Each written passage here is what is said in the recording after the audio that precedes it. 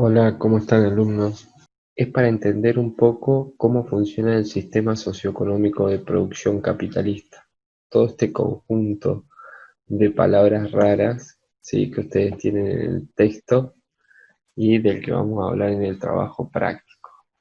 La primera consigna, ¿sí?, responde a entender qué es un sistema socioeconómico de producción.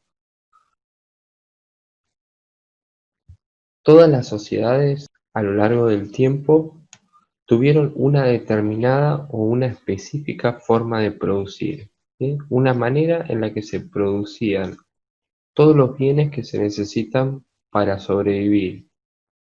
Bien, a esto es lo que se denomina sistema socioeconómico. ¿Cómo se producen los bienes? ¿Cómo se producen los servicios? Recuerden ustedes que los bienes es todo lo que se puede consumir y que es material.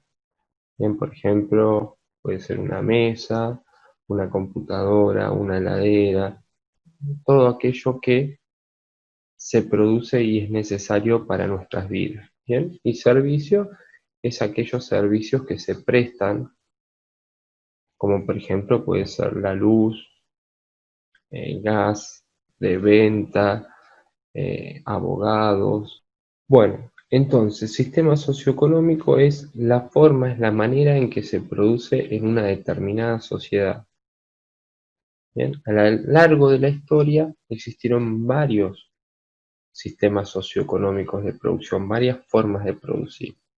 En la antigüedad, aquellas sociedades como la romana, la griega, Egipto, ¿sí?, vivían o se producía los bienes necesarios para sobrevivir a través del trabajo esclavo.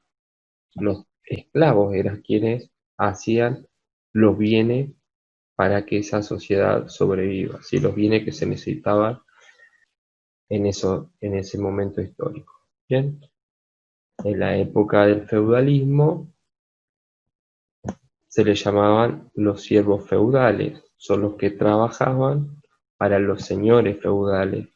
En el capitalismo, la forma de producción es llevada a cabo por los obreros o los trabajadores asalariados en las fábricas.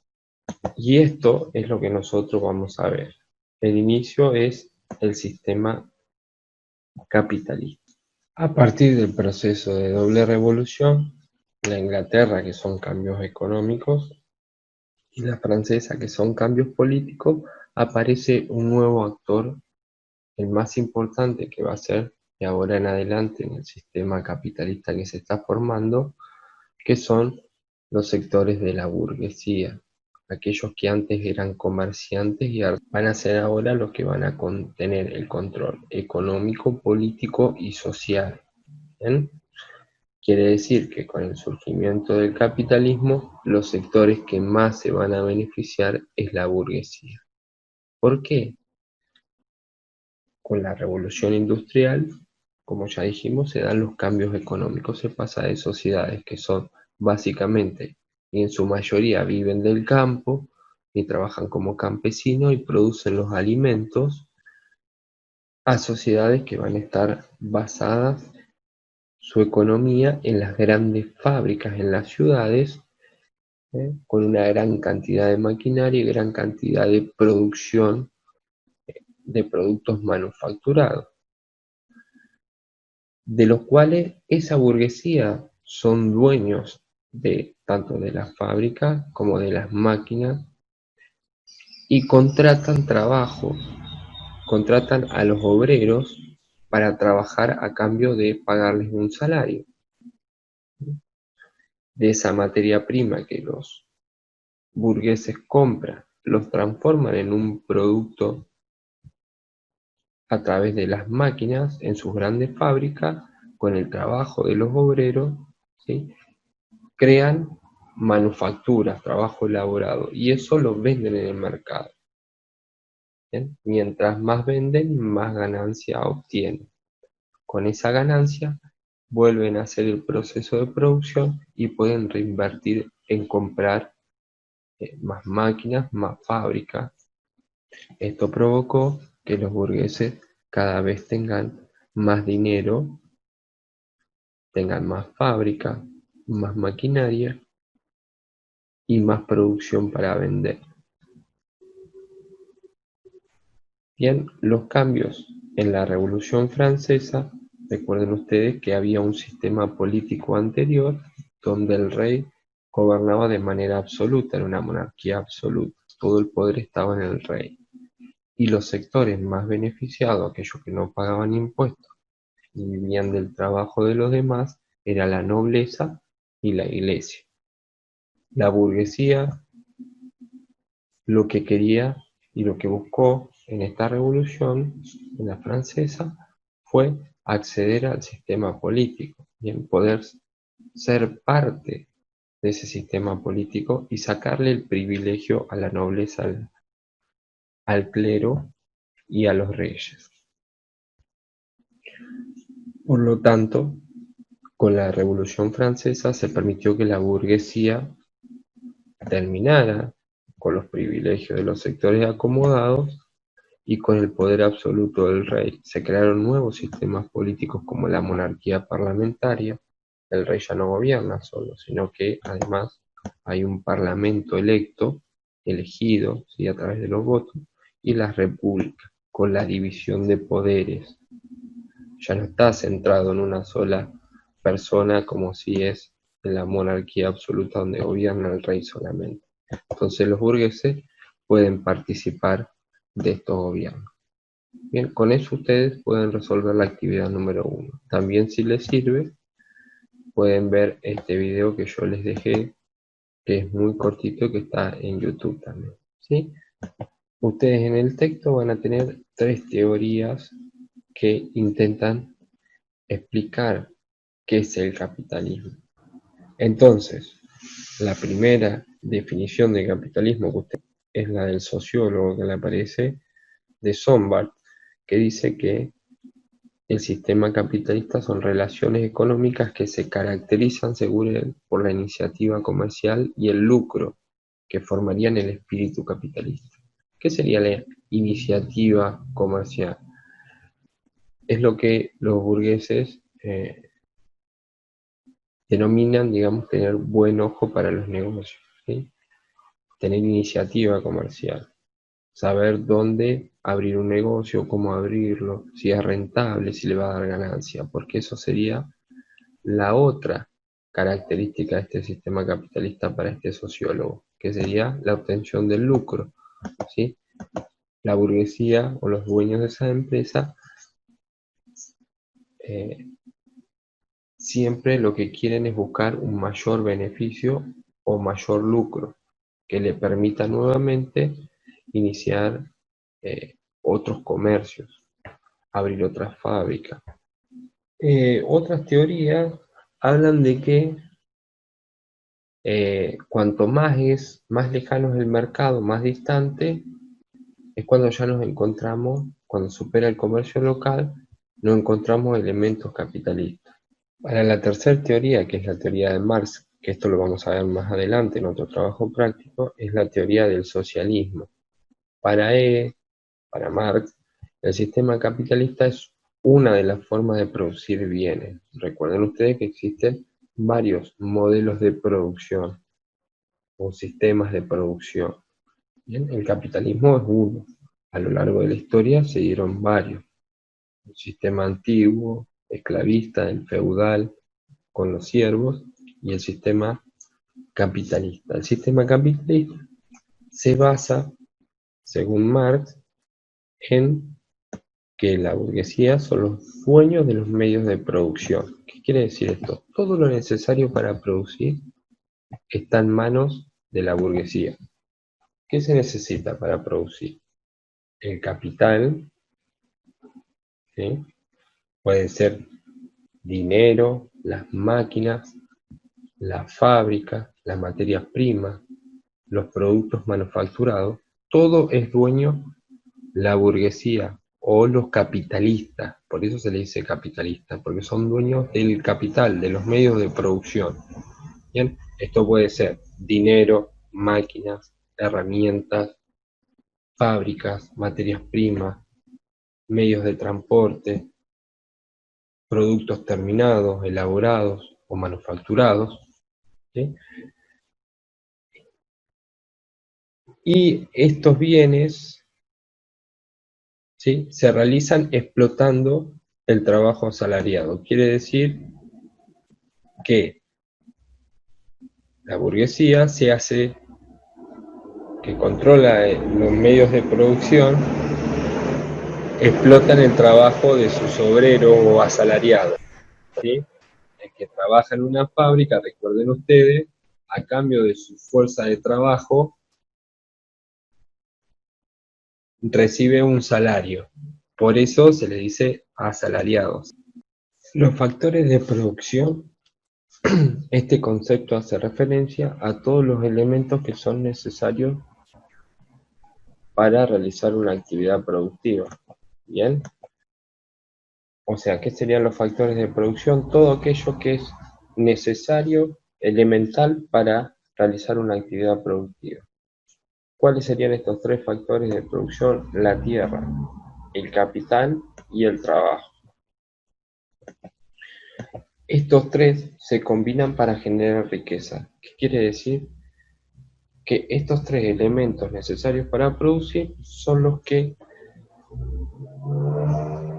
para los liberales, generan valor y riqueza. ¿Qué es la tierra? La tierra es, obviamente, un terreno fértil para producir, montañas, ríos, ¿sí? Y además de eso, todo lo que se encuentra en ella, puede ser petróleo, minerales, materias primas, animales, ¿bien?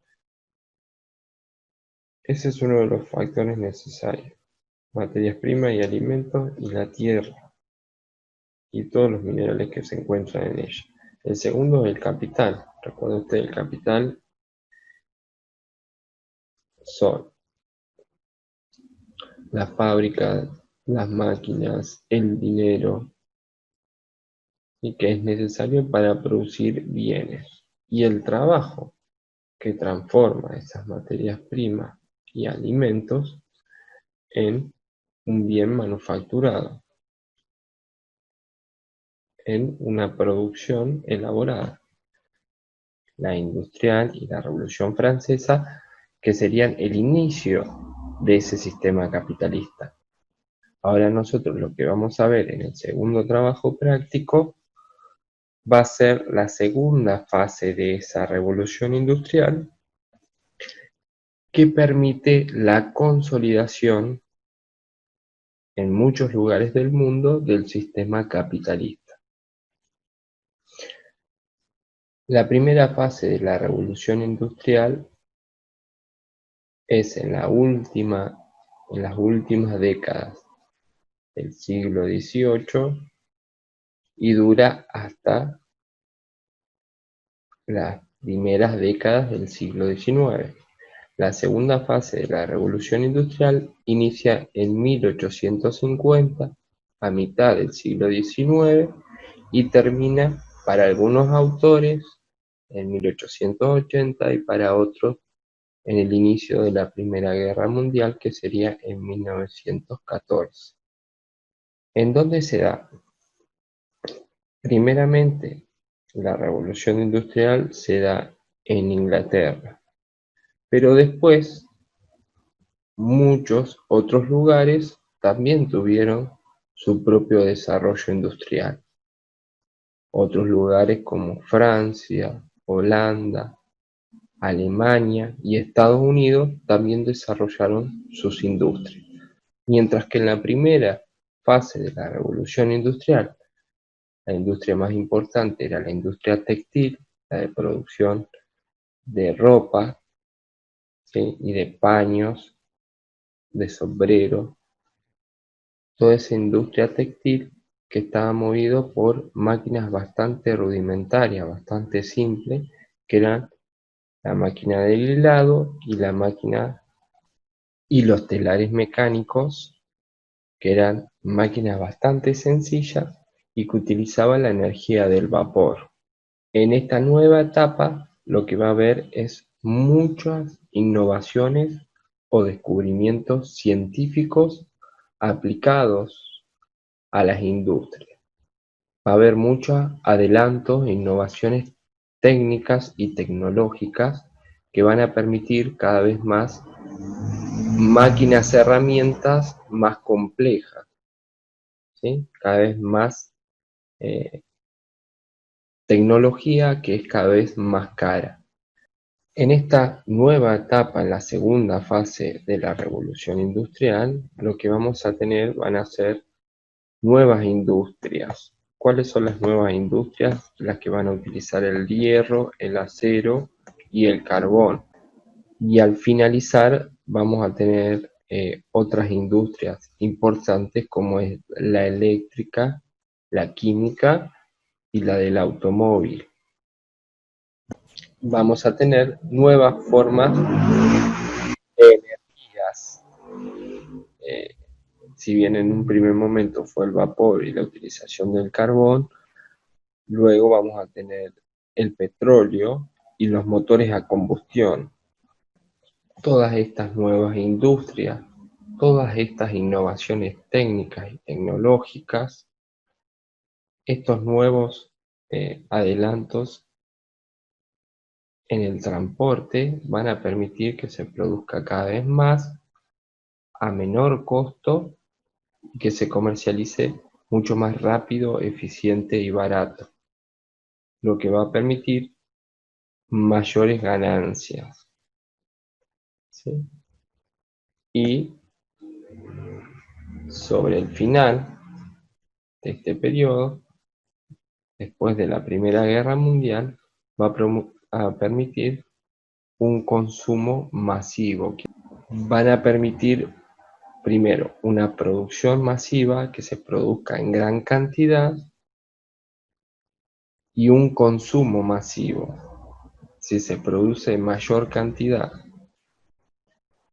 esto permite que se puedan bajar los costos y al bajarse los costos, cada vez son más las personas que pueden adquirir estas producciones.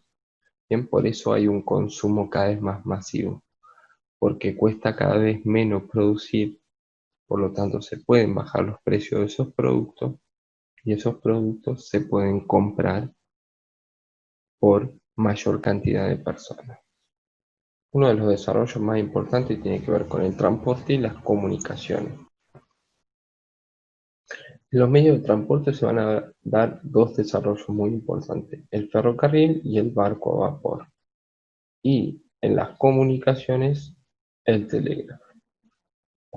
Bien, ¿por qué es importante el ferrocarril? El ferrocarril es una industria que permite conectar distintos lugares a mayor velocidad. Ustedes piensen que antes del ferrocarril, el transporte por tierra se realizaba a través de las carretas que tardaban muchísimo tiempo en llegar, los caminos en mal estado hacían que el producto se retrase muchísimo, que el costo se eleve, el transporte de personas sea muy caro también. Tanto el ferrocarril como los barcos a vapor permiten transportar personas y mercancías mucho más rápido y en menor tiempo, lo que hace que disminuyan los costos de transporte y que sea cada vez más fácil conectar lugares lejanos.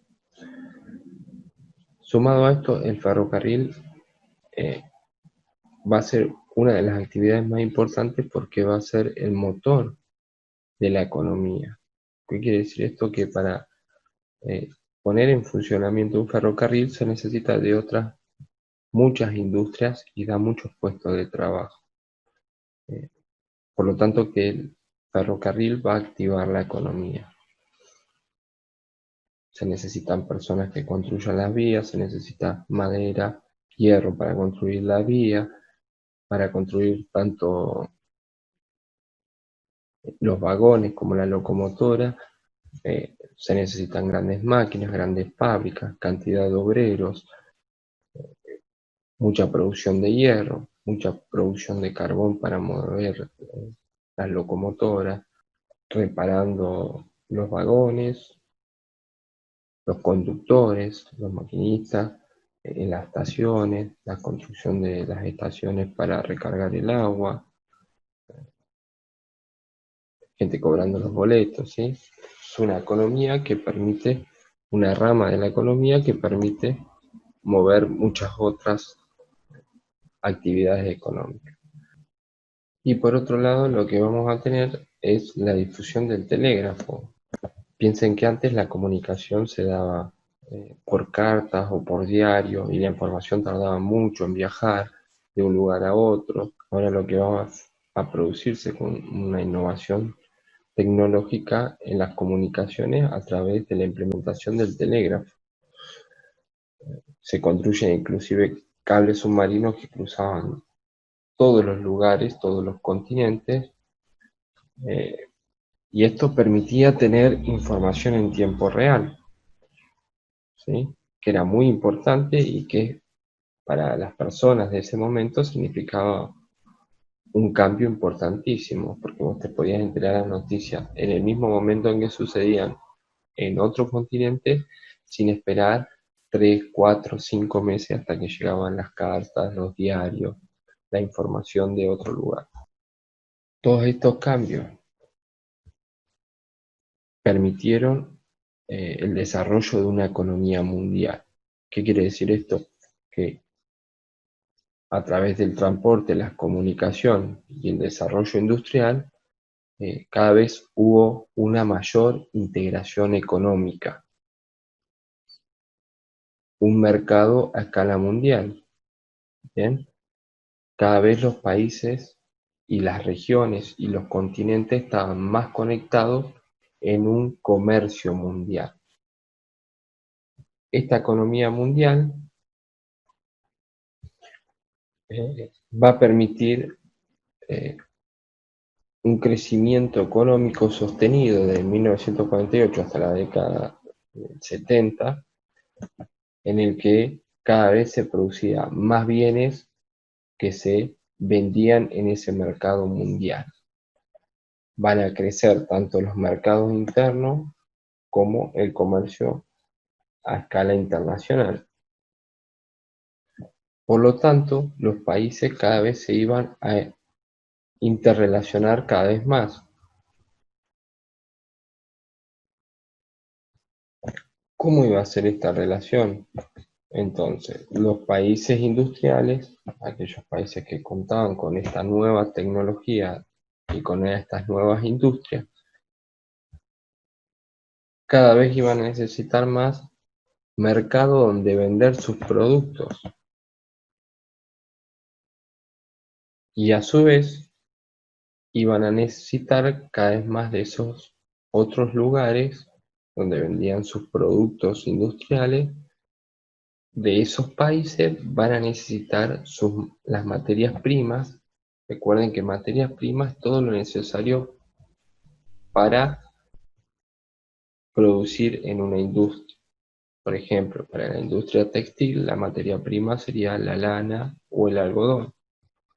Para la industria de las locomotoras, por ejemplo, la materia prima sería el hierro, la materia prima sería el carbón. ¿Bien? Entonces, estos países industriales van a necesitar cada vez más materias primas y alimentos. Entonces, van a buscar esas materias primas y esos alimentos en el mercado con otros países. Bien, por eso aparece un mercado mundial, porque los países van a empezar a intercambiar cada vez más entre los países industrializados que venden sus manufacturas, sus productos industriales, y van a necesitar de los otros países materias primas y alimentos.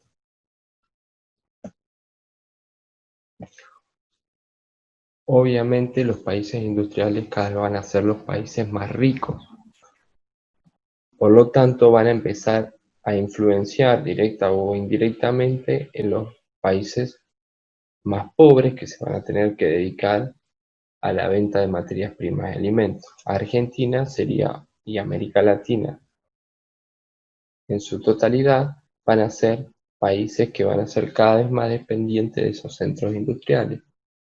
van a producir materias primas y alimentos y a cambio van a recibir toda la tecnología, los bienes industriales, el dinero de los países o los préstamos o las inversiones de los países más ricos y desarrollados, ¿sí? Por eso se dice que este comercio no es igual entre las dos partes, ¿sí? Nosotros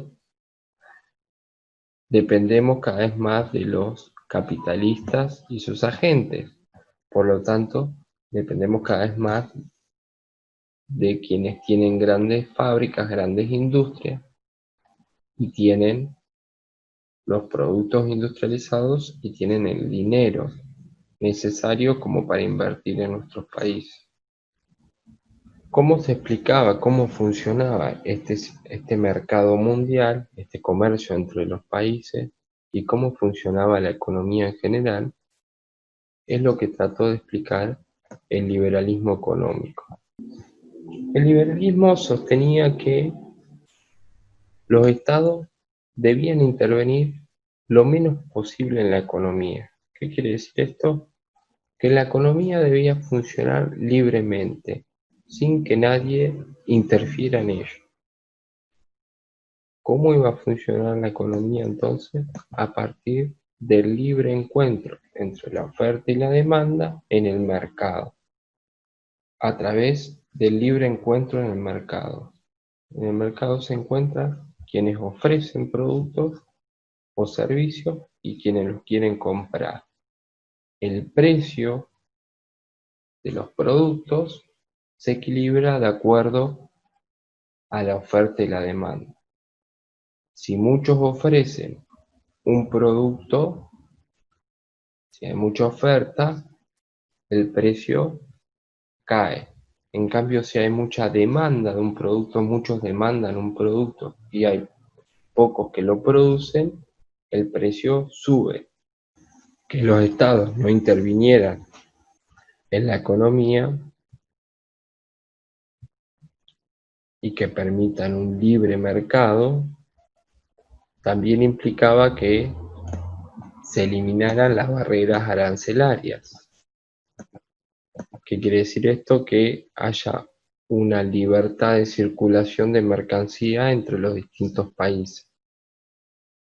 Bien, la mayoría de los países tenía libre comercio. ¿Qué quiere decir esto? Que no cobraba impuestos por el ingreso de productos provenientes de otros países. ¿Bien? ¿Esto a quién beneficiaba? Claramente beneficiaba a los países industrializados, que los otros países no le cobren por el ingreso de los productos industriales. ¿Bien? ¿Por qué? Porque ya tenían desarrollada toda la tecnología y las fábricas necesarias para producir. En cuanto los países más pobres que quisieran crear sus propias industrias, esas industrias pequeñas, de menor cantidad y calidad, iban a tener que competir con los países industriales que ya tenían grandes industrias y producían en gran cantidad.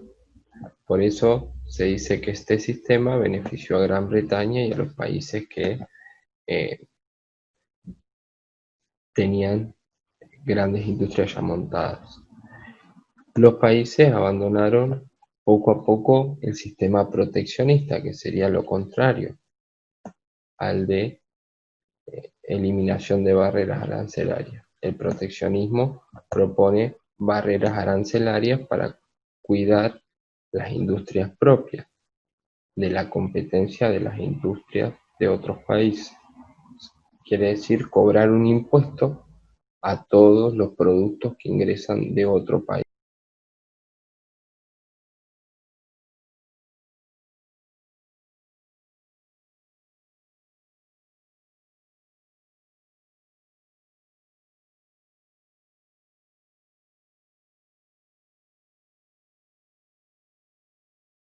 Al interior de cada país, el liberalismo, que pregonaba la no intervención del Estado en la economía, benefició a uno de los sectores, que es la burguesía. ¿Por qué? Porque el Estado, la función del Estado es equilibrar la sociedad y proteger a los sectores menos beneficiados o más débiles, o los sectores más desprotegidos.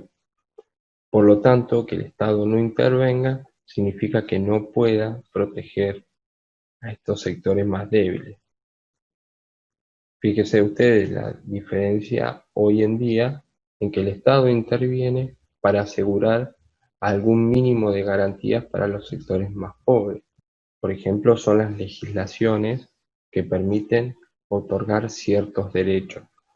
Algunos derechos como el derecho a vacaciones pagas, el derecho por maternidad, el derecho a una jubilación, el derecho a una obra social. Este comercio mundial entonces va a generar una división internacional del trabajo. ¿Qué quiere decir esto? Cada vez es mayor y hay una economía cada vez más mundial. Hay una economía mundial que permite el intercambio cada vez mayor entre distintos países de todo el mundo. Un comercio cada vez más desarrollado entre países de todo el mundo. Pero todos esos países no van a producir lo mismo, entonces va a haber una división de todo lo que se comercializa. ¿Sí? Va a haber países dedicados a la producción de materias primas y alimentos y países dedicados a la producción industrial. ¿Qué va a producir cada país? Va a estar determinado por las ventajas comparativas. Quiere decir esto, por las ventajas naturales que tiene cada país, de acuerdo a su relieve, su clima, sus recursos y su ecología, ¿sí? Y su desarrollo industrial o no va a determinar qué productos van a vender al mundo, qué productos van a exportar. Entonces, esas ventajas naturales van a permitir que pueda especializarse en el producto que más le conviene vender al mundo. Los países que tenían mayor desarrollo industrial se van a especializar en la producción de bienes manufacturados, bienes industriales que van a vender a otros países. Los países no industrializados se van a transformar en proveedores de alimentos y materias primas.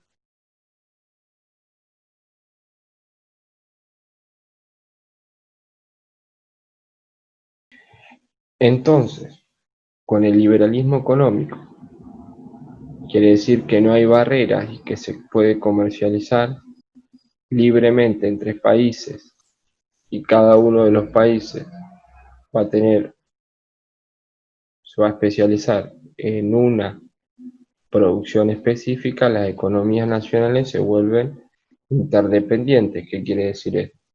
Un país como Argentina, que vende materias primas y alimentos, va a necesitar de los bienes industriales de otro país. Cada vez los países industriales iban a ser más ricos y los países de materias primas y alimentos más pobres.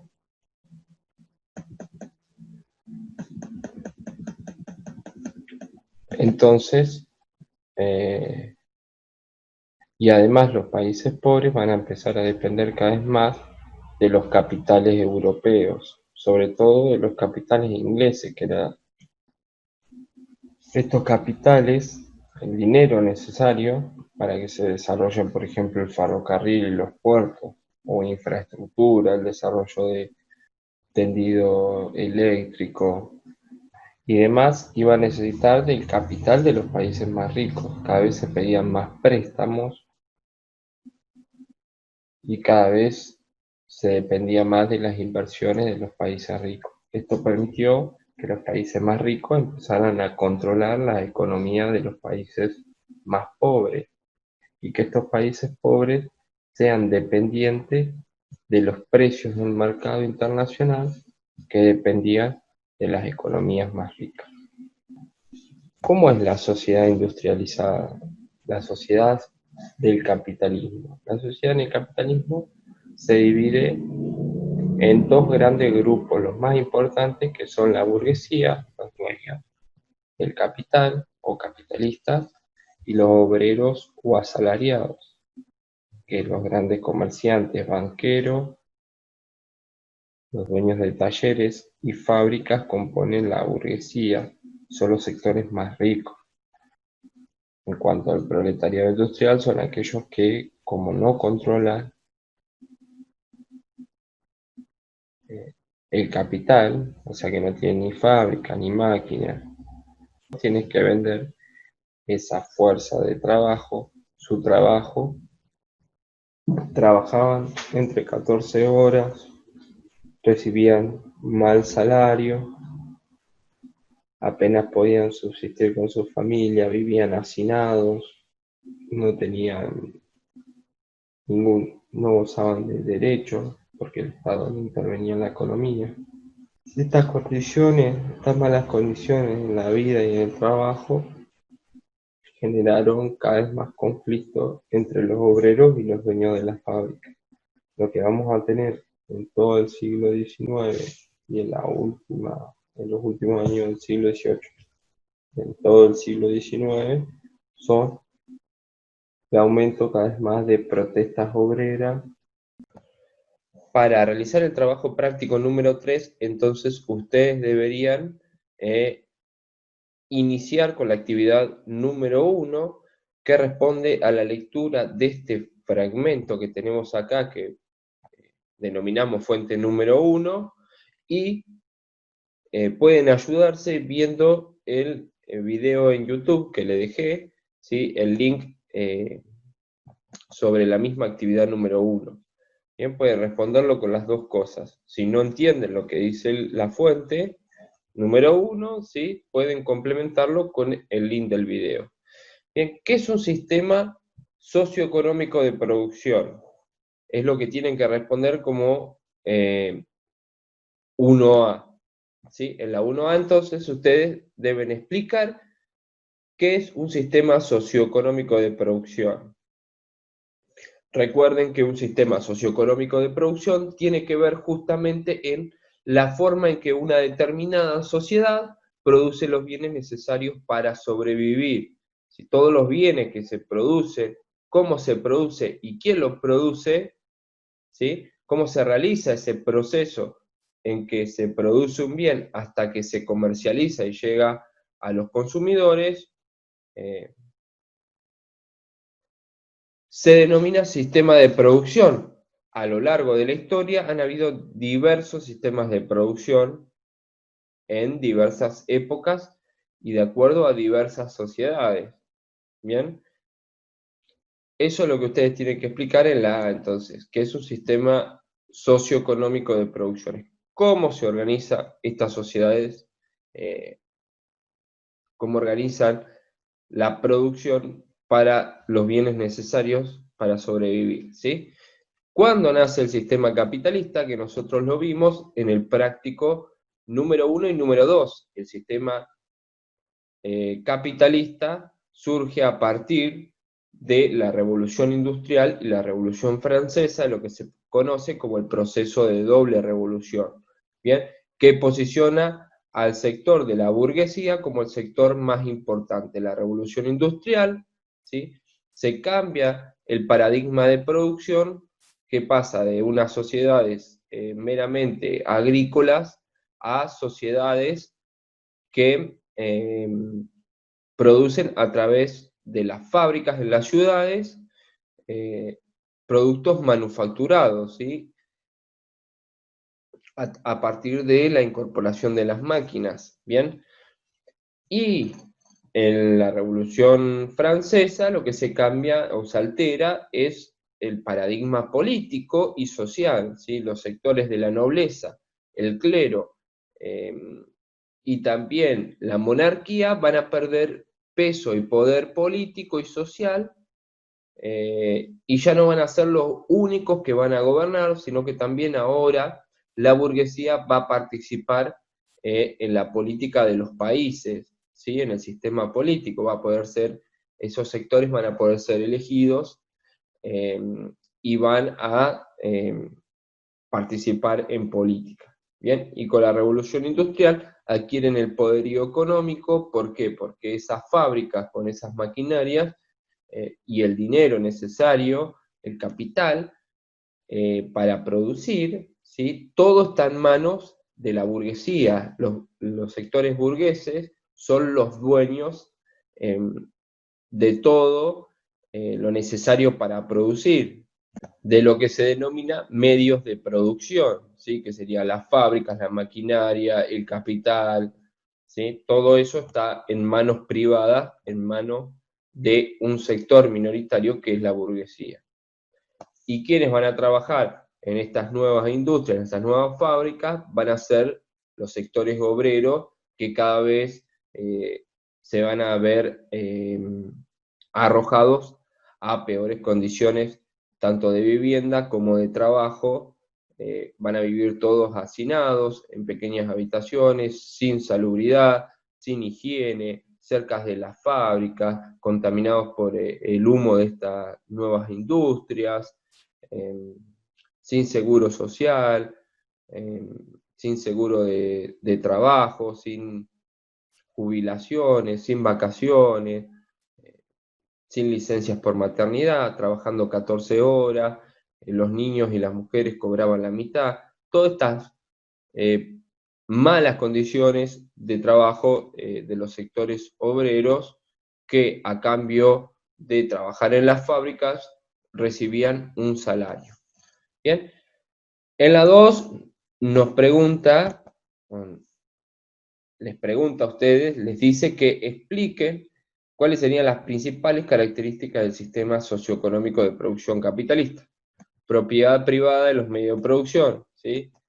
¿Cuáles son los medios de producción y en manos de quiénes están? Sería lo que tendría que explicar a partir de la lectura del material, ¿sí? ¿Cómo es el trabajo libre y asalariado? ¿Sí? Lo que ya dijimos. El obrero, ¿sí? Trabaja en la fábrica a cambio de un salario, ¿sí? Ese trabajo es libre porque el obrero puede irse, en teoría, a buscar trabajo a otra fábrica si no le gusta. Bien, la realidad era que no podía renunciar porque después no podía conseguir otro trabajo. Pero en teoría, ¿sí? Una de las características libres es una de las características del sistema capitalista es que el trabajo es libre, ¿sí? Asalariado, se le paga por un salario. Y el obrero es libre, no como era antes, por ejemplo, un esclavo que no podía, no tenía libertad de elegir, ¿sí? Otra de las características es el mercado, ¿sí? Los bienes se venden y se compran en un mercado, ¿sí? Un mercado donde se venden esos bienes que se producen en las fábricas y donde el consumidor puede comprar, ¿sí? Mercado entonces donde se encuentran quienes ofrecen un producto y los que compran un producto, ¿sí? Oferta y demanda, ¿bien? Lucro o beneficio.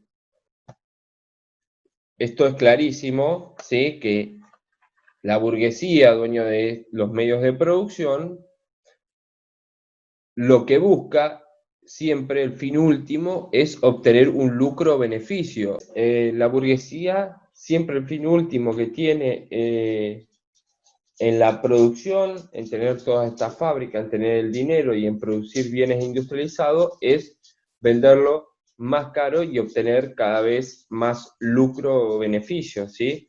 Es la ganancia que obtiene a partir de los gastos de producir un bien y la diferencia con el precio en que lo vende o la cantidad en que los vende, ¿sí? Por eso siempre el fin último de la burguesía es obtener un lucro o beneficio por el proceso de producir un bien y venderlo. ¿Bien? En la actividad número 3, ustedes tienen que definir con sus palabras qué significa cada uno de los factores de producción. Esto quiere decir son los factores o elementos necesarios para producir: tierra, trabajo y capital, ¿sí? Son los tres factores. Ustedes, a partir de la lectura del texto de cada uno de los factores, ¿sí?, explican con sus palabras qué tiene de importante ese factor y cómo es importante o incide en la producción.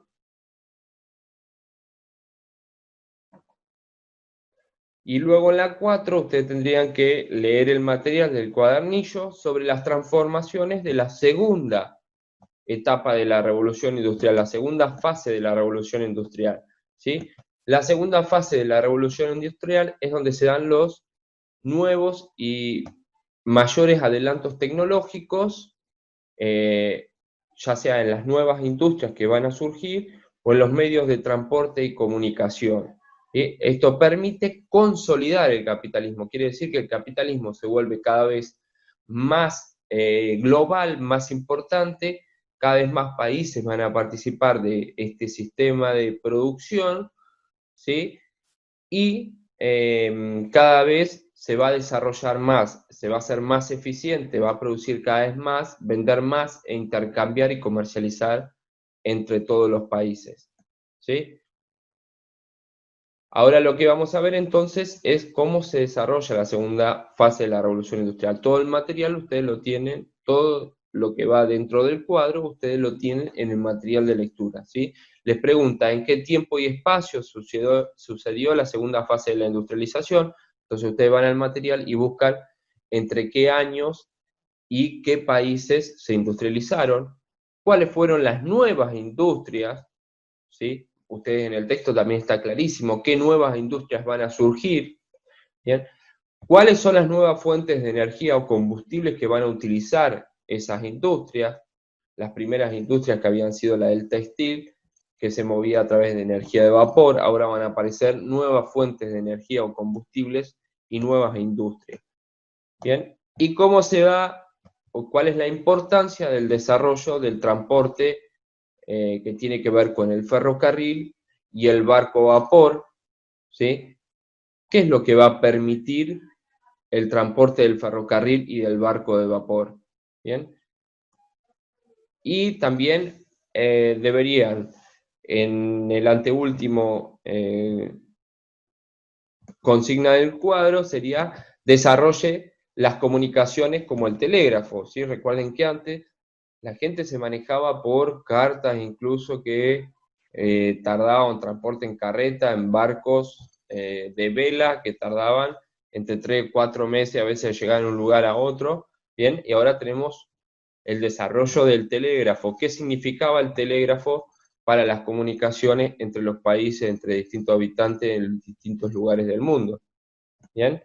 Y en lo último, la consolidación de un mercado mundial. A partir de todos estos desarrollos tecnológicos, ¿sí?, se desarrolla un comercio mundial cada vez más extenso, en el que se va a dividir países productores de materias primas y alimentos, que serían los países periféricos, los más pobres, y los países centrales o los países industrializados, que van a ser los países más ricos.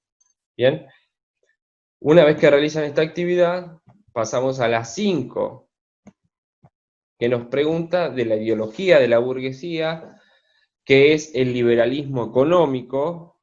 Quiere decir esto que ideología es lo que pensaba, las teorías que desarrollaban para explicar todo este funcionamiento la burguesía, ¿sí?